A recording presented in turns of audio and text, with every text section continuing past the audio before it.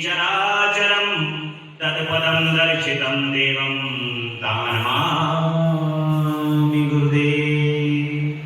गुरु भगवान की जय।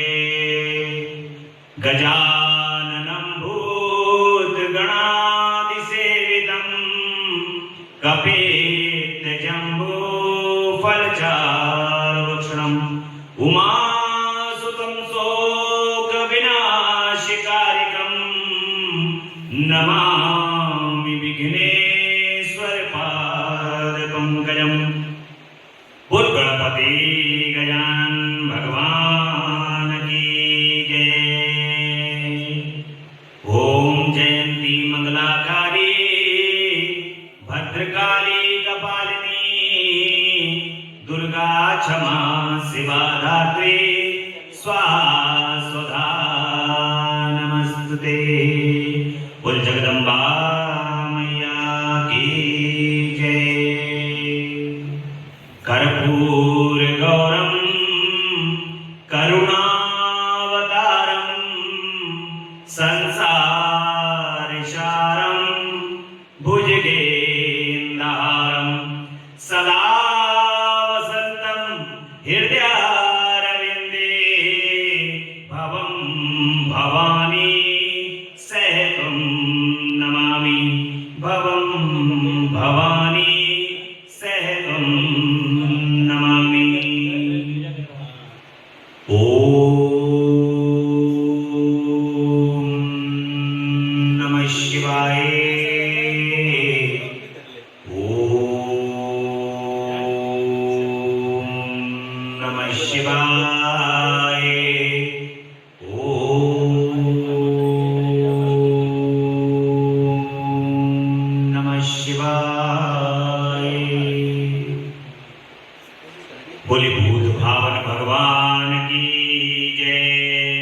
महामृत्युंजय भगवान की जय।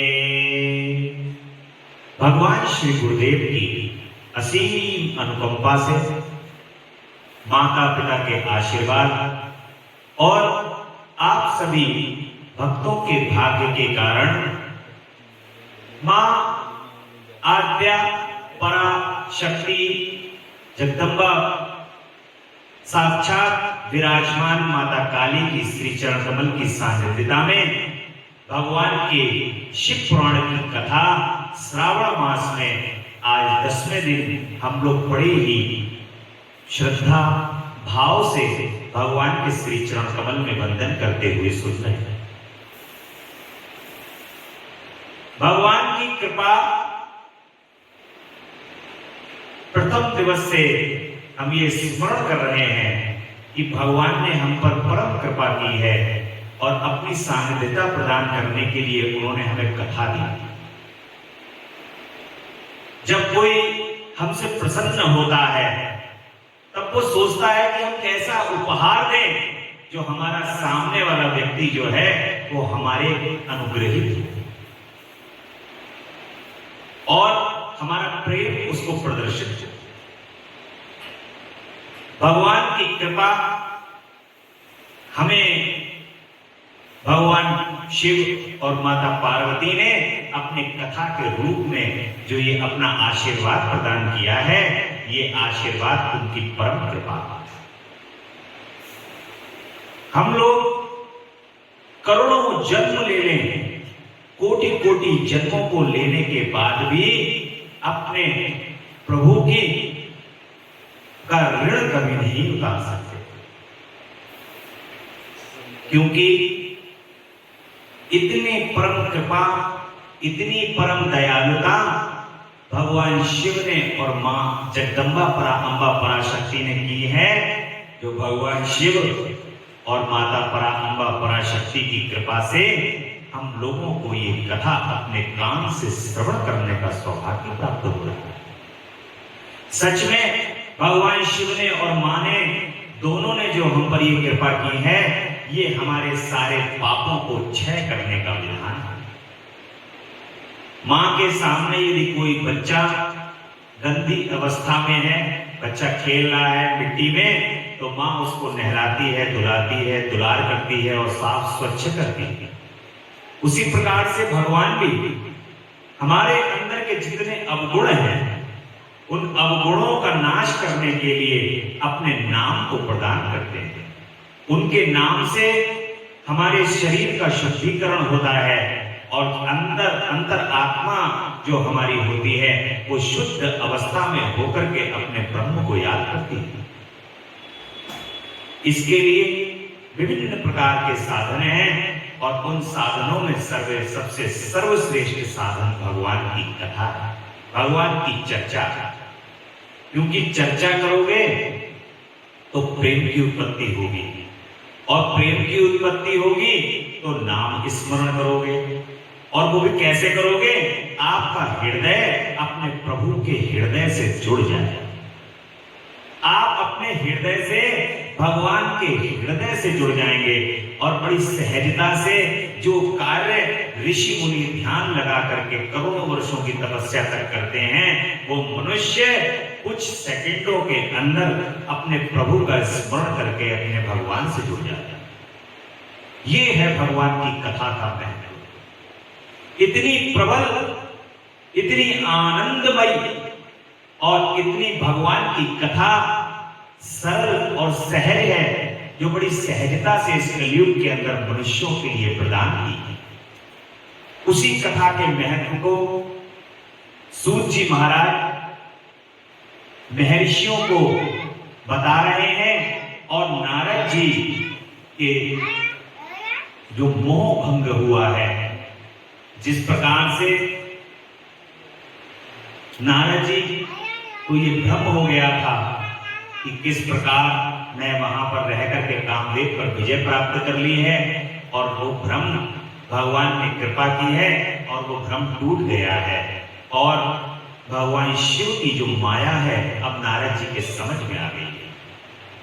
भगवान विष्णु को बारंबार प्रणाम कर करके कह रहे हैं कि प्रभु मेरे ये जो अपराध हैं इन अपराधों को क्षमा करो और इन अपराधों को क्षमा करके कुछ ऐसा उपाय बताओ जिससे मैं ये जो मैंने अपराध किया है इसका प्रायश्चित कर दूं। भगवान श्री हरि जो कि भगवान शिव के ही स्वरूप हैं, देखिए ब्रह्मा विष्णु महेश और समस्त चराचर जगत जो है ये भगवान शिव का ही रूप है। जो ब्रह्मा जी में, विष्णु जी में और भगवान शिव में भेद रखते हैं वो ये समस्त संसार के अंदर पाप के भागी हैं। इसलिए भगवान श्री हरि और भगवान शिव एक ही हैं। हम लोग भगवान की आरती में गाते हैं ना कि प्रणव अक्षर के मध्य ये तीनों एक, ये तीनों ही एक हैं। महादेव से प्रकट हुए ये तीन स्वरूप हैं जो ब्रह्मा विष्णु और महेश इस पृथ्वी का संचालन, तीनों लोगों के संचालन के लिए जिनकी उत्पत्ति हुई है, लेकिन वो हैं महादेव ही। इसलिए ये स्मरण रखते हुए ये घोर पाप अपने जीवन के अंदर कभी नहीं करना चाहिए, भेद नहीं करना चाहिए। और भगवान की श्री हरि ने नारद जी को बताया है कि नारद जी अब आप सभी तीर्थ स्थानों का भ्रमण कीजिए। भगवान शिव के जो तीर्थ स्थान हैं उन पर पूजा वंदन जाइए। देखिए तीर्थों का क्या महत्व है, क्यों बताया भगवान ने नारद जी को? नारद जी को इसलिए बताया कि तीर्थों में जाओगे तो जो नकारात्मक ऊर्जा आपके अंदर उत्पन्न हो गई है वो नकारात्मक ऊर्जा भगवान के जो जो स्थान है, जहां जहां पर भगवान के ज्योतिर्लिंग हैं, स्वयं भूलिंग हैं और जो संतों के द्वारा, सिद्धों के द्वारा स्थापित भगवान के लिंग हैं, वहां पर ऊर्जा जो सकारात्मक ऊर्जा है उसका भंडार है। हमसे क्यों कहा जाता है कि आप एक रात्रि उस स्थान पर अवश्य रुकिए जहां पर भगवान के ज्योतिर्लिंग हैं, दिव्य स्थान है। उन स्थानों पर रुकने के लिए एक रात्रि इसलिए कहा जाता है कि कम से कम मूर्खों वहां जा रहे हो तो पूरे संसार में जो नकारात्मक ऊर्जा तुम्हें घेरे हुई है तो वहां पर जाकर एक रात्रि अगर सकारात्मक ऊर्जा के निकट अगर तुम रह जाओगे तो वहां से कम कुछ ना कुछ तो लेकर के आओगे ही। वरना ये संसार की भागम भाग में, आने में जाने में के चक्कर में बस भगवान को दूर से प्रणाम किया और भागे, वहां से निकले। तो ये तो क्रम संसार के अंदर कभी रुकने वाला नहीं है, कभी थमने वाला नहीं है। परंतु जब आप किसी दिव्य स्थान पर जाएं तो समय निकाल करके वहां भगवान के स्थान में एक रात्रि रुकने का विधान बताया। भगवान श्री हरि की आज्ञा को पाकर के नारद जी भी भगवान के स्थानों में विचर रहे हैं और भगवान शिव का पूजन वंदन कर रहे हैं। उनके तीर्थों में भगवान बड़ा आनंद ले रहे हैं नारद जी, और आनंद लेते हुए श्रीमन्नारायण नारायण नारायण, श्रीमन्नारायण नारायण नारायण, भजमन्नारायण नारायण नारायण, भजमन्नारायण नारायण नारायण, श्रीमन्नारायण नारायण नारायण, श्रीमन्नारायण नारायण नारायण, लक्ष्मी नारायण, श्रीमन्नारायण लक्ष्मी नारायण, श्रीमन्नारायण, गाते गाते भगवान शिव के सिंहासनों का विचरण करते हैं। मानो नारद जी को संपूर्ण आनंद प्राप्त हो गया।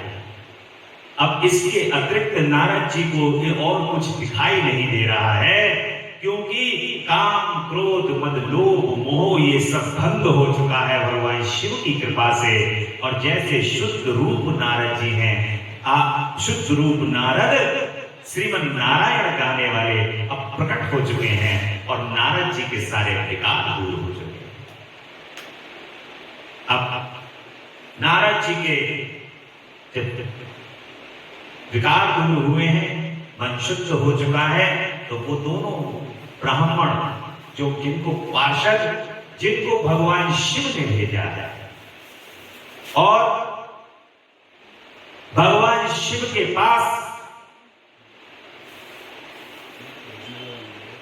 वो पार्षद पहुंचते हैं और कहते हैं कि हे प्रभु, नारद जी ने जो हमें श्राप दिया है, नारद जी का वो श्राप हम उससे कैसे उबरे, इसलिए हे प्रभु हमें उस श्राप से निकलने का उपाय बताइए। और वे भगवान शिव कहते हैं कि नारद जी के पास जाओ और इसका उपाय सुनो। वे दोनों ही भगवान शिव के पास जाते, भगवान नारद जी के पास जाते हैं और कहते हैं कि हे ब्राह्मण, जो आपने हमें श्राप दे दिया था, आप उस श्राप से निकलने की हमें युक्ति बताइए। हे महाभाग, आप हमें बताइए, जो आपने क्रोधवश होकर के हमें श्राप दे दिया था, हम उस श्राप से कैसे निकले। नारद जी महाराज कहते हैं कि मैंने जो आपको श्राप दिया था वो भगवान शिव की माया के वशीभूत होकर के दिया, और उस पाप का प्रायश्चित भी तुम्हें पुण्य के रूप में ही प्राप्त होगा। जब द्वापर में प्रभु श्री राम अपनी लीला को रचने के लिए आएंगे, तो तुम पुलस्त ऋषि के यहां पर उत्पन्न होने के बाद राक्षस कुल के अंदर पैदा होगे, और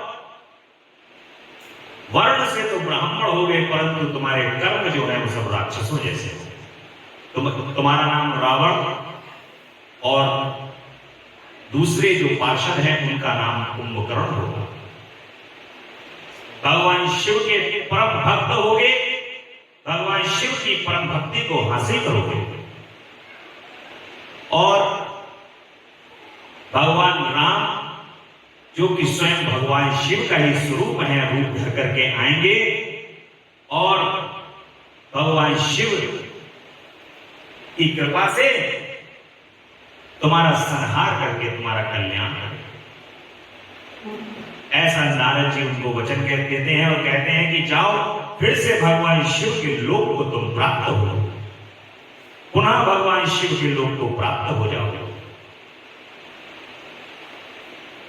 तो इस प्रकार उन दोनों पार्षदों का नारद जी की कृपा से कल्याण हो जाता है।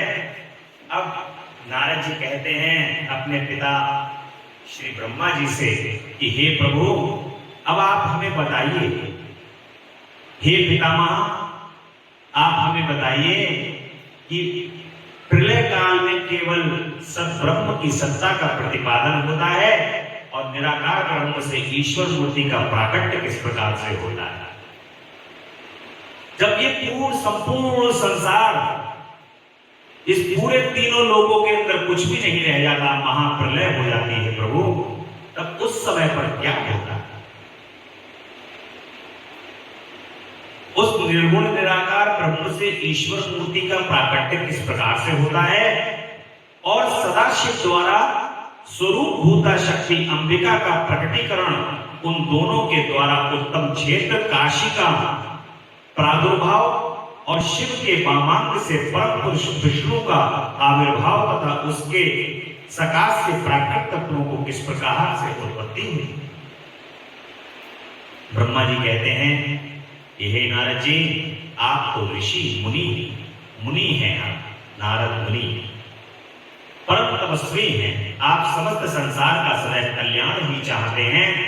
इस कथा को सुनने से समस्त संसार का कल्याण ही होगा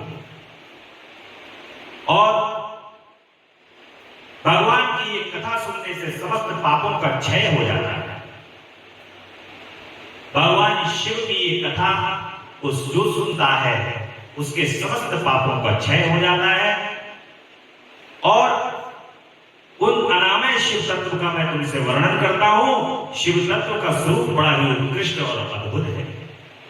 जिस समय समस्त चराचर जगत नष्ट हो गया था, सर्वत्र केवल अंधकार ही अंधकार था, न सूर्य दिखाई देते थे, न चंद्रमा थे, अन्य ग्रहों और नक्षत्रों का भी कुछ पता नहीं था, न दिन होता था न रात थी, न अग्नि थी, न पृथ्वी, न वायु, न जल की सत्ता थी और प्रधान तत्व अव्यकृत प्रकृति से रहित थे।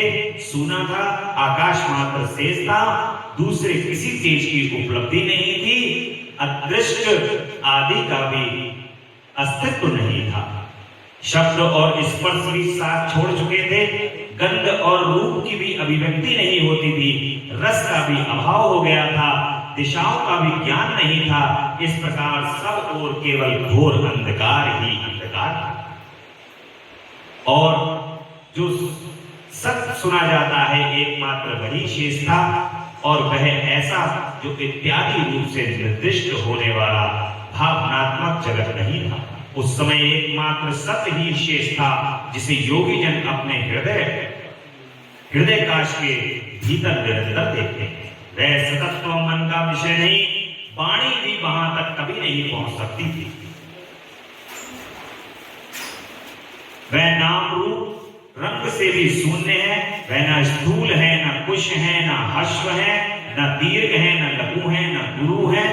उसमें न कभी वृद्धि होती है, न ह्रास होता है। श्रुति भी उनके विषय में चकित भाव है। इतना ही कहना अर्थात उनकी सत्ता मात्र का ही निरूपण कर पाता, उसका कोई विशेष विवरण देने में असमर्थ है। वह सत्य ज्ञान रूप अनंत परमानंद में परम ज्योति स्वरूप अप्रेम आधार रहित निर्विकार निराकार निर्गुण योगी गम सर्वव्यापी सबका एकमात्र कारण निर्विकल्प निरारंभ माया शून्य उपद्रव रहित अद्वितीय अनादि अनंत संकोच विकास से शून्य तथा वे ही भगवान शिव चिन्मय। ऐसे भगवान शिव परम तत्व जिन पर ब्रह्म के रूप में विषय ज्ञान और अज्ञान से परिपूर्ण उक्तियों द्वारा विकल्प किए गए हैं, उनके काल के बाद सृष्टि का समय आने पर द्वितीय की इच्छा प्रकट की, उसके भीतर एकमात्र से अनेक होने का संकल्प उदित हुआ।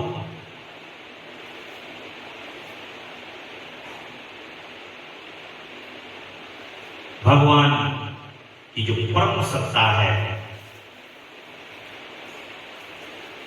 जब इस संसार के अंदर सब कुछ शून्य हो जाता है, अंधकारमय हो जाता है, कुछ नहीं रहता, तब केवल और केवल शिव और शक्ति के रूप में, एकात्मक रूप के अंदर भगवान शिव और शक्ति विराजमान करते हैं। भगवान शिव और मां जगदम्बा परा अम्बा पराशक्ति दोनों इस संसार के अंदर एकारूप एकाकार होकर के पृथक पृथक मत इनको तोलो, जब भी नैन मूंदो, जब भी नैन खोलो, भगवान शिव और माता को एक ही समझो। मां पराम्बा पराशक्ति और भगवान शिव करोड़ों करोड़ों वर्षों तक इस ब्रह्मांड के अंदर दोनों लोग विचरण करते रहते हैं, एकाकार रूप में। और जब एक विचरण करते करते करते करते जब करोड़ों वर्ष बीत जाते हैं, तो उसके बाद इस सृष्टि को उत्पन्न करने की इच्छा प्रकट होती है। जब सृष्टि को उत्पन्न करने की इच्छा प्रकट होती है, तो उस किरण पुंज से, उस आत्मीय किरण पुंज से एक तरफ शिव और दूसरी तरफ शक्ति का प्राकट्य होता है। शिव शक्ति में से, वामांग से ब्रह्मा विष्णु महेश, और दूसरी तरफ से मां जगदम्बा परा अम्बा पराशक्ति मां काली और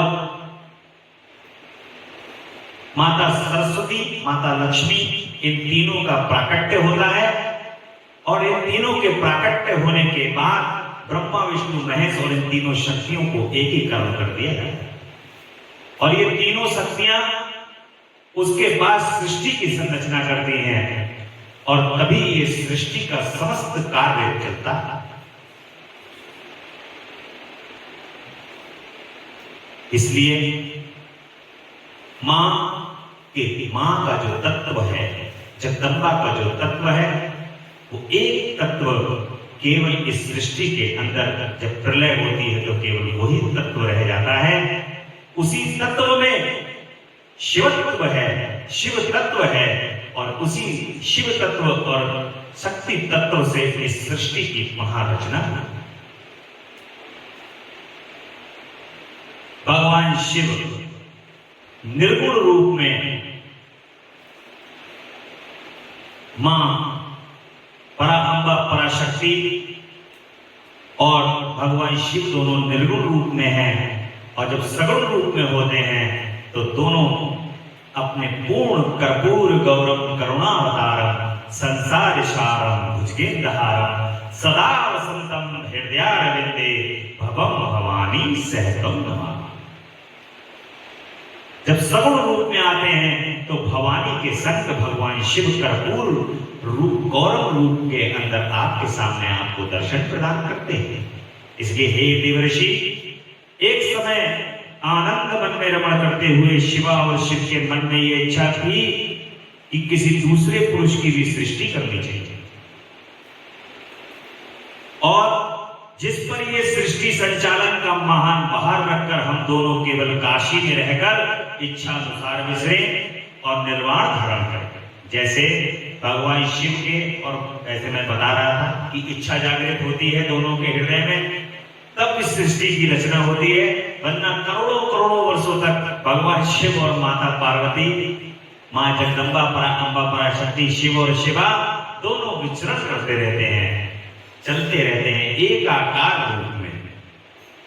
और इस विशाल चित्र समुद्र को संकुचित करके हम दोनों उस पुरुष के प्रसाद से आनंद कानन में सुख पूर्वक निवास करें। ये आनंद वन वह स्थान है जहां हमारी मनोवृत्ति सब ओर से सिमट कर इसी में लगी हुई, तथा जिसके बाहर का जगत चिंता से आतुर प्रतीत होता है, ऐसा निश्चय करके शक्ति सहित सर्वव्यापी भगवान शिव अपने वाम भाग के 10वें अंग पर अमृत मल दिया और फिर तो वहां से एक पुरुष प्रकट हुआ जो तीनों लोकों में सबसे अधिक सुंदर था। वह शांत था, उससे सद्गुण की अधिकता थी तथा वह गंभीरता का अथाह सागर था। हे मुनि, क्षमा नामक गुण से युक्त उस पुरुष के लिए ढूंढने पर भी कहीं कोई उपमा नहीं मिली।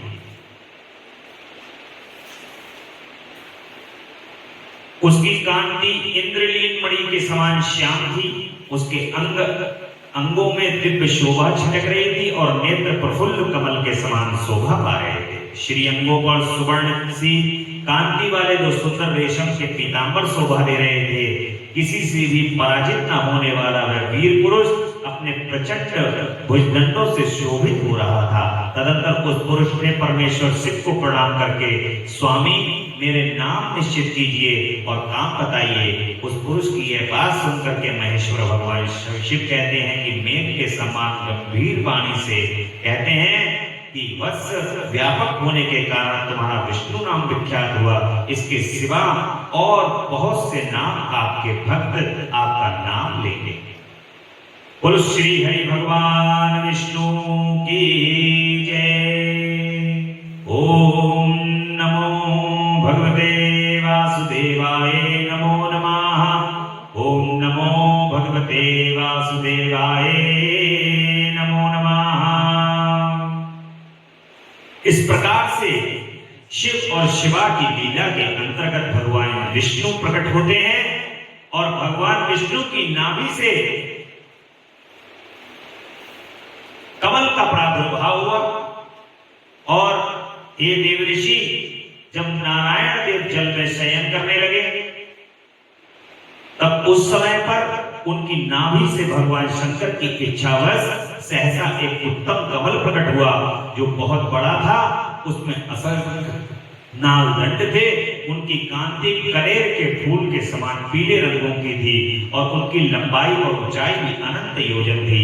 वह कमल करोड़ों सूर्यों के समान प्रकाशित हो रहा था।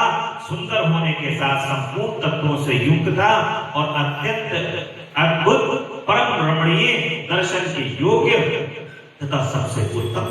तत्पश्चात कल्याणकारी परमेश्वर सांब सदाशिव ने पूर्ववत प्रयत्न करके मुझे अपने दाहिने अंग से उत्पन्न किया। मुनि, उन महेश्वर ने मुझे तुरंत ही अपनी माया से मोहित करके नारायण देव के नाभि कमल में डाल दिया और लीला पूर्वक मुझे वहां से प्रकट किया। इस प्रकार उस कमल से पुत्र के रूप में मुझे हिरण्यगर्भ का जन्म हुआ। मेरे 4 मुख हुए और शरीर की कांति लाल हुई। मेरे मस्तक कुंड की रेखा से अंकित थे। भगवान शिव की माया से मोहित होने के कारण मेरी ज्ञान शक्ति इतनी दुर्बल हो रही थी कि मैंने इस कमल के सिवा दूसरे किसी को अपने शरीर का जनक या पिता नहीं माना। मैं कौन हूं, कहां से आया हूं, मेरा कार्य क्या है, मैं किसका पुत्र होकर के उत्पन्न हुआ हूं और किस समय मेरा निर्माण किया गया है। इस प्रकार संशय में पड़े हुए मैं पड़ा रहा। यह विचार उत्पन्न हुआ, मैं किस लिए मैं मोह में पड़ा हुआ हूं। जिसने मुझे उत्पन्न किया है उसका पता लगाना तो बहुत सरल है। इस कमल पुष्प का जो पत्र युक्त नाल है उसका उद्गम स्थान इस जल के भीतर नीचे की ओर है। जिसने मुझे उत्पन्न किया है वह पुरुष ही वही होगा, इसमें कोई संशय नहीं। ऐसा निश्चय करके मैंने अपने को कमल से नीचे उतारा। हे मुनि, उस कमल की एक नाल में गया और सैकड़ों वर्षों तक वहां भ्रमण करता रहा, किंतु उस कमल के उद्गम स्थान पर मुझे नहीं मिला तथा पुनः संशय में पड़ करके उस कमल पुष्प पर अनेकों कमल पुष्प को जाने को उत्सुक हुआ और नाल के मार्ग से उस कमल पर चढ़ने लगा। और इस तरह बहुत ऊपर जाने पर भी उस कमल के कोशों को ना पा सका और न इस दशा में मैं मोह के कारण मुझे उस समय भगवान शिव की इच्छा से परम मंगलमयी उत्तम आकाशवाणी प्रकट हुई जो मेरे मोह का विध्वंस करने वाली थी। उस वाणी ने कहा कि तब तपस्या करो और उस आकाशवाणी को सुनकर के मैंने जन्मदाता पिता का दर्शन करने के लिए उस समय प्रयत्न पूर्वक 12 वर्षों तक घोर तपस्या की। तब मुझ पर अनुग्रह करने के लिए 4 भुजाओं और सुंदर नेत्रों से सुशोभित भगवान विष्णु वहां सहसा प्रकट हो गए और उन परम पुरुष ने अपने हाथों से शंख चक्र गदा और पद्म धारण कर रखा हुआ था। उनके सारे अंग सजल जलधर के समान श्याम कांति से सुशोभित थे। उन परम प्रभु ने सुंदर पीतांबर पहन रखा था। उनके मस्तक आदि अंगों में मुकुट और महामूल्यवान आभूषण शोभा पा रहे थे। उनका मुखारविंद प्रसन्नता से खिला हुआ था। मैं उनकी छवि पर मोहित हो रहा था। वे मुझे करोड़ों कामदेवों के समान मनोहर दिखाई दे रहे थे। उनका वह अत्यंत सुंदर रूप देखकर मुझे बड़ा आश्चर्य हुआ। वे सांवली और सुनहरी आवाज से उद्दसित हो रहे थे। उस समय उन सानंद स्वरूप सर्वात्मा 4 भुजा धारण करने वाले महाभाव नारायण को वहां उस रूप में अपने साथ देखकर मुझे बड़ा हर्ष हुआ। तदंतर उन नारायण देव के साथ मेरी बातचीत आरंभ हुई। भगवान शिव की लीला से वहां हम दोनों में कुछ विवाद छिड़ गया। इसी समय हम लोगों के बीच एक बार महान अग्नि स्तंभ ज्योतिर्मय लिंग प्रकट हुआ और मैंने और श्री विष्णु ने क्रमशः ऊपर और नीचे जाकर के उसके आदि अंत का पता लगाने के लिए बड़ा प्रयत्न किया, परंतु हमें किसी भी ओर छोर का पता नहीं मिला। मैं थककर ऊपर से नीचे की ओर लौट आया। भगवान विष्णु भी उसी तरह नीचे से ऊपर की ओर जाते करके नीचे से ऊपर जाकर के हम दोनों शिव की माया से मोहित हो गए। श्री हरि ने मेरे साथ आगे और पीछे अगल बगल में परमेश्वर शिव को प्रणाम किया। फिर वे सोचने लगे कि ये क्या वस्तु है जिसके स्वरूप का निर्देश नहीं किया जा सकता, क्योंकि ना तो इसका कोई नाम है न कर्म ही है। लिंग रहित तत्व ही यहाँ लिंगा भाव को प्रकट हो गया है। ध्यान मार्ग में भी इसके स्वरूप का कुछ पता नहीं चलता।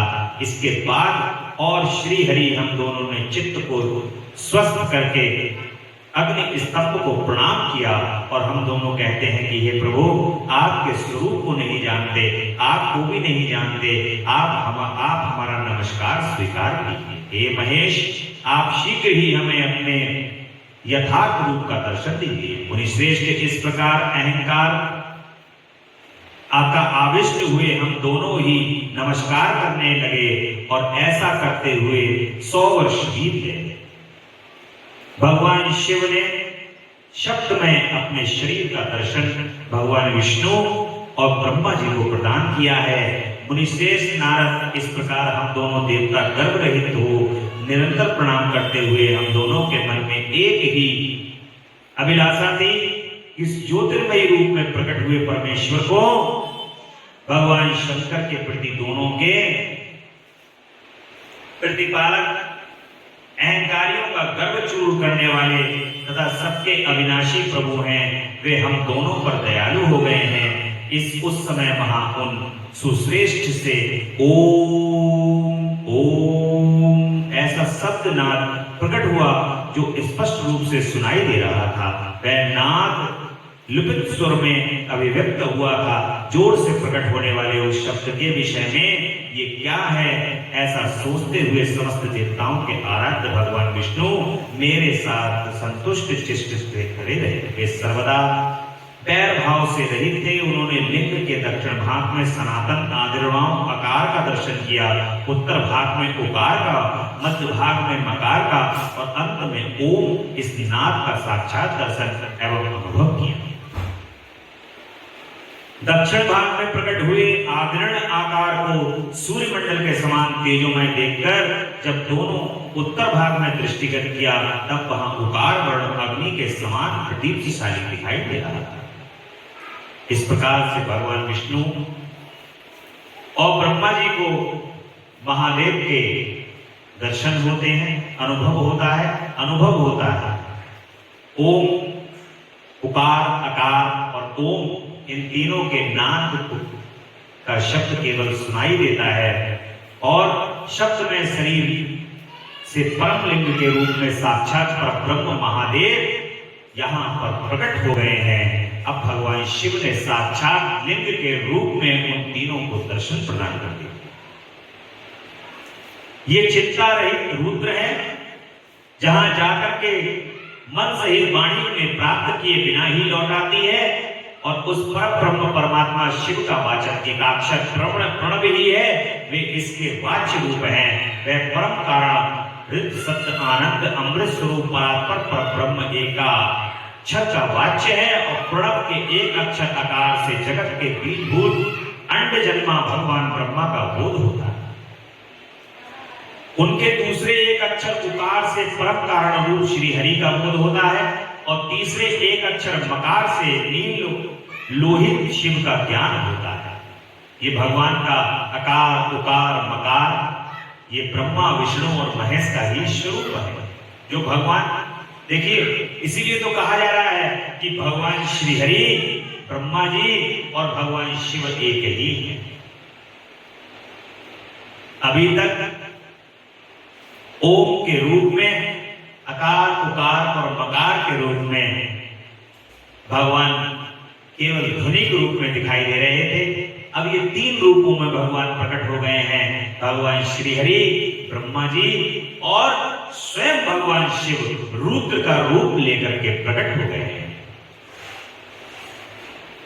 और संख्यक ब्रह्मा को बीज कहते हैं, उकार नाम धानी श्री हरि योरी हैं और प्रधान और पुरुष के भी ईश्वर जो महेश्वर हैं वे बीजी बीज और योनि भी हैं।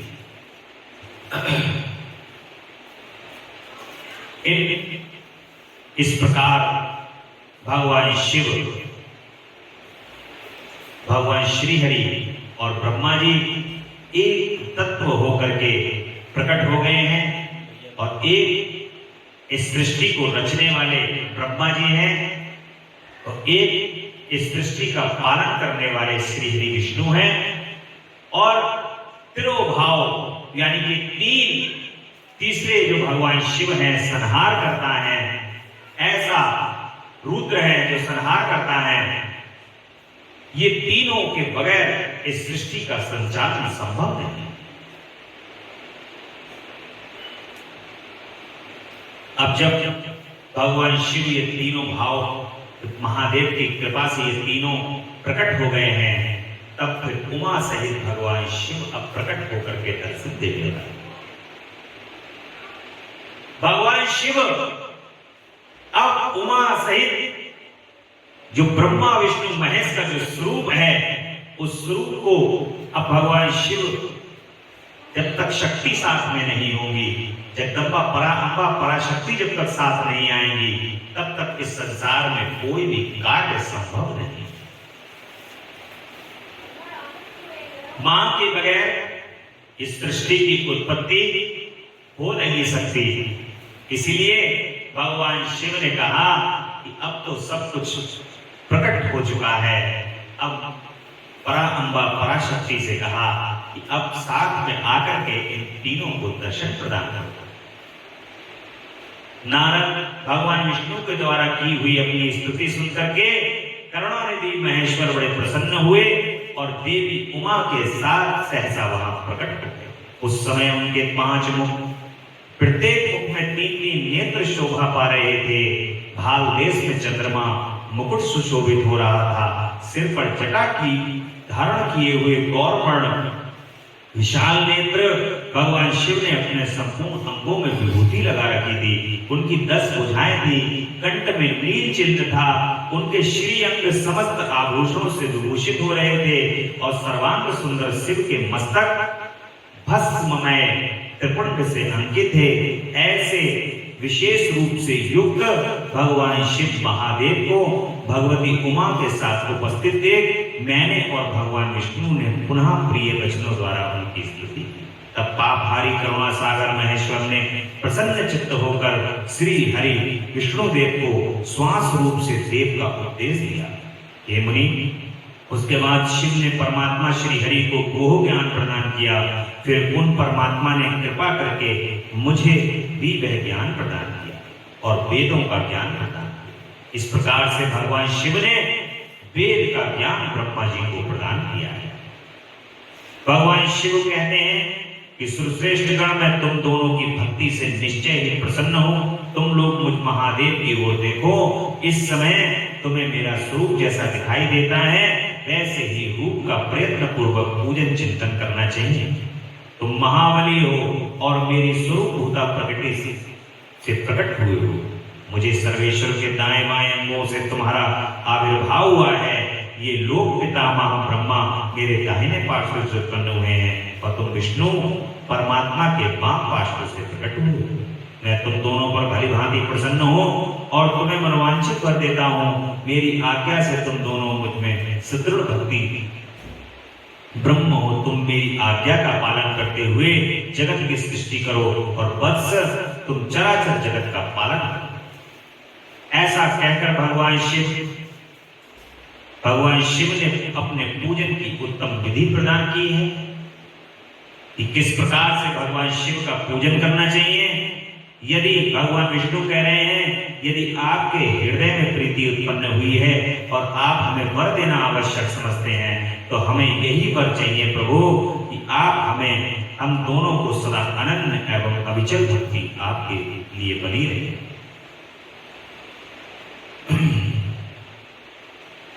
श्री हरि की ये बात सुनकर के भगवान हर ने पुनः मस्तक झुकाकर प्रणाम करके हाथ जोड़ करके खड़े हुए नारायण देव से स्वयं कहा।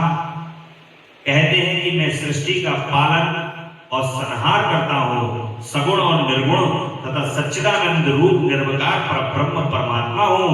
हे विष्णु, सृष्टि रक्षा और प्रलय रूप गुणों अथवा कार्यों के भेद से मैं ही ब्रह्मा विष्णु और रुद्र का नाम धारण करके तीन स्वरूप में विभक्त हुआ हूँ। अरे वास्तव में मैं सदा निष्कल हूँ। विष्णु, तुमने और ब्रह्मा ने मेरे अवतार के निमित्त जो स्तुति की है, तुम्हारी उस प्रार्थना को मैं अवश्य सच्ची करूंगा, क्योंकि मैं भक्त वत्सल हूँ। हे ब्रह्मा, मेरा ऐसा ही परम उत्कृष्ट रूप तुम्हारे शरीर से इस लोक में प्रकट होगा जो नाम से रुद्र कहलाएगा। मेरे अंश से प्रकट हुए रुद्र की सामर्थ्य मुझसे कम नहीं होगी।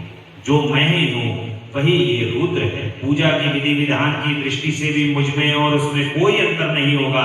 जैसे ज्योति का जल आदि के समान संपर्क होने पर भी उसमें स्पर्श दोष नहीं रखता, उसी प्रकार इस निर्गुण परमात्मा को भी किसी के संयोग से बंधन नहीं होता। इस प्रकार से भगवान ने अपने रुद्र के रूप में तीसरे रूप को प्रकट कर दिया है। अब ब्रह्मा विष्णु और महेश ये तीनों प्रकट हो चुके हैं। अब सृष्टि का संचालन सुचारू रूप से भगवान की कृपा से होने वाला है। भगवान शिव कह रहे हैं कि ऐसा जान करके सदा मन से मेरे यथार्थ स्वरूप का दर्शन करना चाहिए। मैं तुम्हें एक गोपनीय बात बता रहा हूं। मैं स्वयं ब्रह्मा जी की भ्रुकुटी से प्रकट होऊंगा। गुणों में भी मेरा प्रकट कहा गया है, जैसा कि लोगों ने कहा है कि हर तामस प्रकृति के हैं। वास्तव में उस रूप में अहंकार का वर्णन हुआ है। उस अहंकार को केवल तामस ही नहीं, वैकारिक सात्विक भी समझना चाहिए। ये तामस और सात्विक आदि भेद केवल नाम मात्र का है, वस्तुतः नहीं है। वास्तव में हर को तामस नहीं कहा जा सकता। ब्रह्मा, इस कारण से तुम्हें ऐसा करना चाहिए। तुम तो ऐसे सृष्टि के निर्माता बनो और श्री हरि इसका पालन करें तथा मेरे अंश से प्रकट होने वाले जो रुद्र हैं वे इसका प्रलय करने वाले होंगे। और तुम उमा नाम से विख्यात मेरी परमेश्वरी प्रकृति देवी, इन्हीं की शक्ति भूता वाम देवी ब्रह्मा जी का सेवन करेंगी और इन प्रकृति देवी से वहां जो दूसरी शक्ति प्रकट होंगी लक्ष्मी के रूप में भगवान विष्णु का आश्रय लेंगी। तदंतर पुनः काली नाम से जो तीसरी शक्ति प्रकट होंगी वे निश्चय ही मेरे अंशभूत रुद्र देव को प्राप्त होंगी। ये कार्य ही सिद्धि के लिए वहां ज्योति रूप से प्रकट होंगी। और इस प्रकार मैंने देवी की सुख स्वरूपा पराशक्तियों का परिचय दिया है। उनका कार्यक्रम सा सृष्टि पालन और संहार का संपादन ही है। हे श्रेष्ठ, ये सब की सब मेरी प्रिया प्रकृति देवी की अंशभूता है। मां जगदम्बा अम्बा पराशक्ति से तीन देवियां प्रकट हुई हैं और ये तीन देवियां भगवान शिव कह रहे हैं देवी उमा से ही जो प्रकट हुई हैं। और तुम सब लोग अवश्य ही संपूर्ण आश्रमों उनमें अनंत विविध कार्यों द्वारा चारों वर्णों से भरे हुए लोक की सृष्टि और रक्षा आदि करके सुख पाओगे। तुम ज्ञान विज्ञान से संपन्न संपूर्ण लोगों के हितैषी हो, अतः अब मेरी आज्ञा पाकर जगत में सब लोगों के लिए मुक्तिदाता बनो। भगवान ने आज्ञा कर दी है सृष्टि की रचना करने के लिए तीनों देवों को, और श्री हरि को सृष्टि की रक्षा का भार दिया है। भोग मोक्ष दान का अधिकार दे भगवान शिव वहां से अंतर्ध्यान हो जाता है। तीनों देवों को अपने कार्य सौंप करके महादेव वहां से अंतर्ध्यान हो जाते हैं, और भगवान शिव के जाने के बाद ब्रह्मा जी कहते हैं कि हे देव ऋषि, भगवान शिव का यह वचन सुनकर मेरे साथ भगवान विष्णु सबको वश में करने वाले विश्वनाथ को प्रणाम करके मंद स्वर में कहते हैं कि करुणा सिंधु जगन्नाथ शंकर, मेरी ये बात आपको बारंबार प्रणाम है।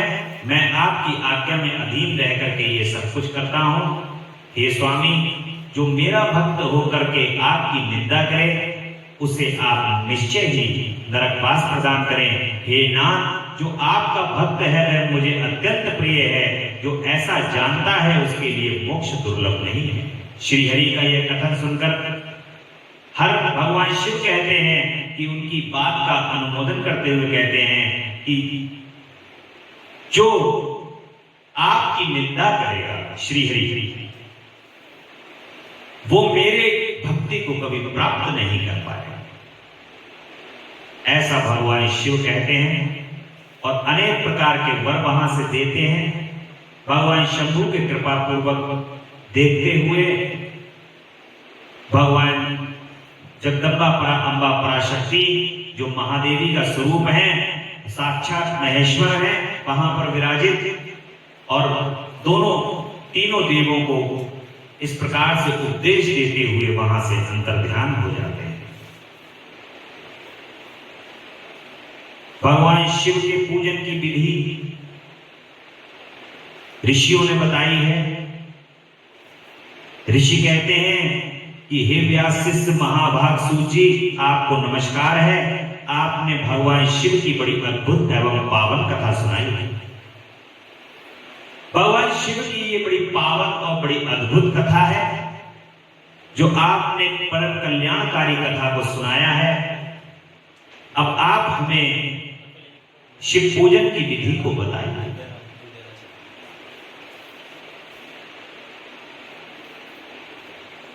सूत जी कहते हैं कि मुनीश्वरों, आपने बहुत अच्छा लोक कल्याण का ये प्रश्न पूछा है।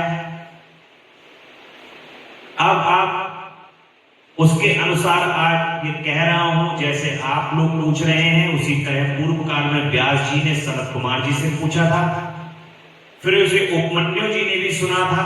व्यास जी ने से पूजन आदि जो भी विषय सुना था उसे सुनकर उन्होंने लोकहित की कामना में मुझे बताया था। इसी विषय को भगवान श्री कृष्ण ने महात्मा उपमन्यु से सुना था। पूर्व काल में ब्रह्मा जी ने नारद जी से कहा था, और इस विषय में जो कुछ कहा था वही इस समय मैं आपसे कहूंगा। ब्रह्मा जी कह रहे हैं कि नारद, मैं संक्षेप में लिंग पूजन की विधि बता रहा हूं, सुनो। जैसा पहले कहा गया है वैसा ही भगवान शंकर का सुखमय निर्बल एवं सनातन रूप, उनका उत्तम भक्ति भाव से पूजन करें। इसमें समस्त मनोवांछित फलों की प्राप्ति होगी। दरिद्रता, रोग, शत्रु जनित पीड़ा, ये 4 प्रकार के पाप तभी तक रहते हैं जब तक मनुष्य भगवान शिव का पूजन नहीं करता।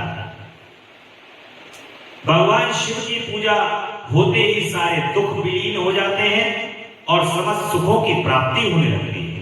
तत्पश्चात समय आने पर उपासक की मुक्ति भी होती है। जो मानव शरीर का आश्रय लेकर के मुख्यतः संतान सुख की कामना करता है, उसे चाहिए कि संपूर्ण कार्यों और मनोरथों के साधक महादेव की पूजा करे। ब्राह्मण, क्षत्रिय और वैश्य शूद्र भी संपूर्ण कामनाओं तथा प्रयोजनों की सिद्धि के लिए क्रम से विधि के अनुसार भगवान शिव की पूजा करते। प्रातः काल ब्रह्म मुहूर्त में उठकर गुरु तथा शिव का स्मरण करके तीर्थों का चिंतन एवं भगवान विष्णु का ध्यान करें। फिर मेरा देवताओं का और मुनि आदि का भी स्मरण चिंतन करके स्तोत्र पाठ पूर्वक भगवान शिव का विधि पूर्वक नाम लें।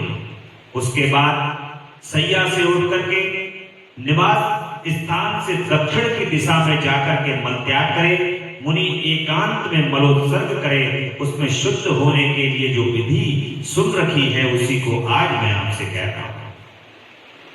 आप पूर्व में भगवान शिव के पूजन की विधि को सुन चुके हैं और किस प्रकार से भगवान शिव विद्येश्वर संहिता के अंदर भगवान की पूजा का जो महत्व है वो बताया गया है। उसी पूजा विधि के अनुसार पार्थिव पूजन करके भगवान शिव का बड़े ध्यान पूर्वक पूजन करें, आनंद पूर्वक। देखिए भगवान के पूजन में कल सोमवार का दिन है और सोमवार को बड़े प्रेम से भगवान के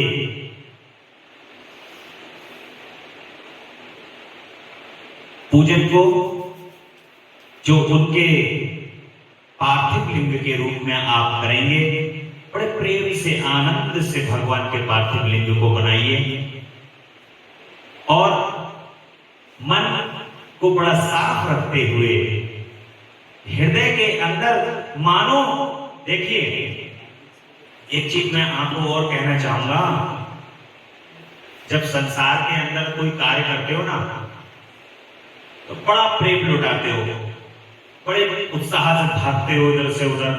मान लो जैसे आज पूरी पृथ्वी नाप डालोगे उस तरीके से भागते हो इस संसार का काम करने के लिए, उत्साहित हो जाते हो। और यदि वो उत्साह जो आप इस संसार के लिए दिखाते हो वही उत्साह भगवान भोलेनाथ की भक्ति में और उनके कार्यों में 0.1% भी अगर सम्मिलित कर लोगे तो भगवान तुम्हारा कल्याण कर देंगे। बड़ा प्रेम, बड़े भाव, बहुत श्रद्धा के साथ अपने भगवान की एक एक सामग्री को तैयार करके बड़े प्रेम से, बड़े भाव से भगवान की पार्थिव लिंग को तैयार करके और बहुत भाव से, कुछ मत करो, भगवान का अभिषेक हो रहा है उसको देखते हुए भगवान के नाम का स्मरण करते रहो।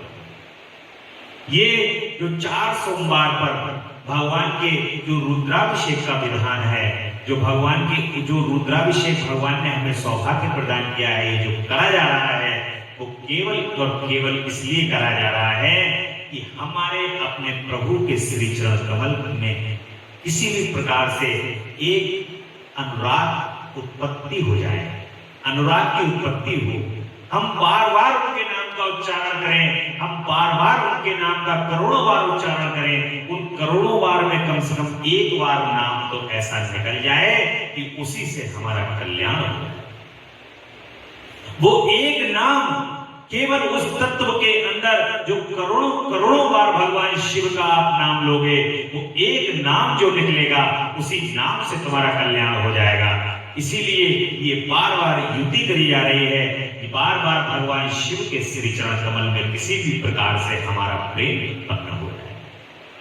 ये साधन जो भगवान ने प्रदान किए हैं पुराणों और शास्त्रों के माध्यम से कि कैसे भी भगवान के श्री चरण कमल में हमारा प्रेम हो जाए, कैसे भी हम अपने प्रभु के श्री चरण कमल से प्रेम कर लें, हम अपने प्रभु से प्रीति बना लें, वो उपाय करने के लिए ही ये साधन बनाए हैं। और जिसमें जो सबसे अधिक साधन प्रयोग है वो साधन है भगवान के पूजन को करते समय उनके नाम का स्मरण। क्योंकि हम सब कुछ छोड़ करके बस केवल और केवल उनमें तल्लीन हो जाएं, अपने प्रभु को केवल और केवल समर्पित कर दे सब कुछ अपना कि प्रभु तेरा तुझको अर्पण क्या लागे मेरा। जो मेरा है वो मेरा है ही नहीं, जिसको मैं अपना समझ रहा हूं वो असलियत में अगर देखो तो प्रभु मेरा है ही नहीं, वो केवल और केवल आपका है और आपका आपको ही मैं अर्पण कर रहा हूं, समर्पण कर रहा हूं। हे प्रभु आपकी कृपा हमें प्राप्त हो। बड़े प्रेम से और बड़े भाव से भगवान के पूजन को करें, भगवान के कार्य को करें, उनके रुद्राभिषेक में शामिल होकर के भगवान को कोटि कोटि प्रणाम करते हुए बारंबार बस यही प्रार्थना करो कि हे प्रभु, अपने श्री चरण कमल से कैसे भी हो हमें प्रीति उत्पन्न करा दो, आपके श्री चरण कमल से हमें प्रेम हो जाए। भगवान शिव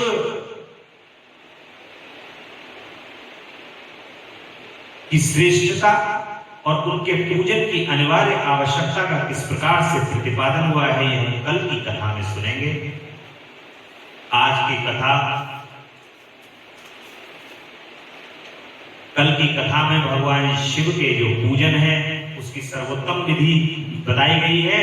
उस विधि को भी हम लोग एक बार पुनः संक्षेप के अंदर सुनते हुए किस प्रकार पुष्पांजलि देते हुए विसर्जन करना है हमें भगवान की पूजा का, वो हम रुद्र संहिता के माध्यम से सुनेंगे और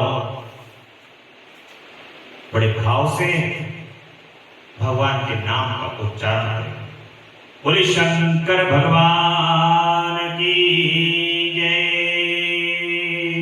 बोलो हर हर महादेव, हर हर हर महादेव। शिव शंभो कैलाशपति जगदम्बा रानी की जय।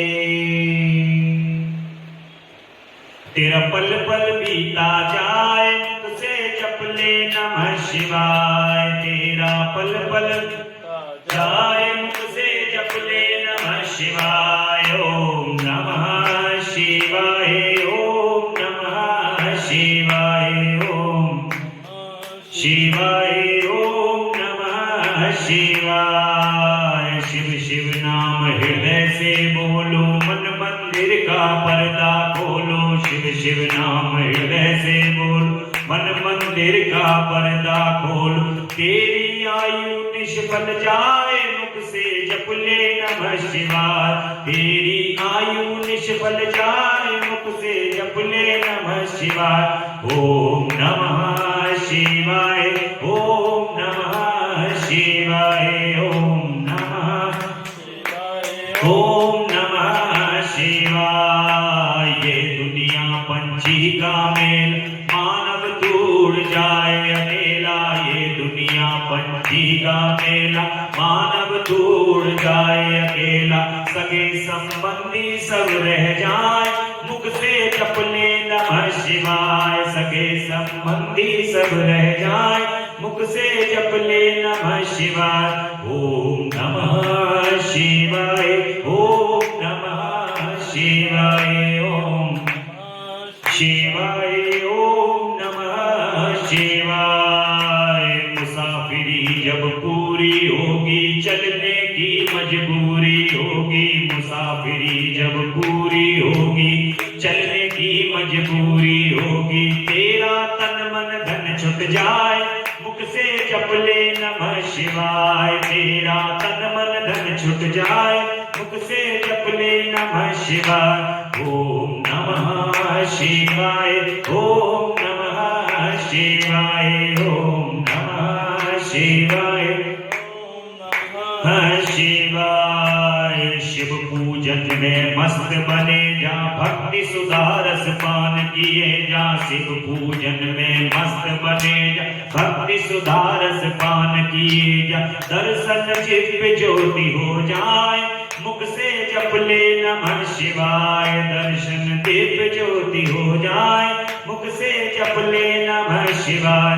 ओम नमः शिवाय, ओम नमः शिवाय, ओम नमः शिवाय, ओम नमः शिवाय, ओम नमः शिवाय, ओम नमः शिवाय। शंकर भगवान की जय। हर हर महादेव, हर हर महादेव। शिव शंभो कैलाशपति जगदम्बा